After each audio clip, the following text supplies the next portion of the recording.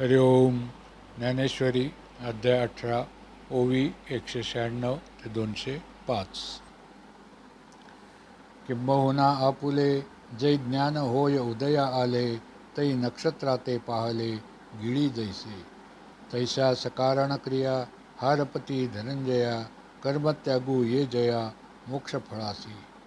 ते मोक्षफळ अज्ञाना त्यागिया नाही अर्जुना, म्हणून तो त्यागू न माना राजसू तू. तरी कोणे पा येत त्यागे, ते मोक्षफळ घर रिगे, हेही ऐक प्रसंगे बोली जेलो. तरी स्वाधिकाराचे निनावे, जे वाटिया आले स्वभावे, ते आचरे विधी गौरवे शृंगारोनी.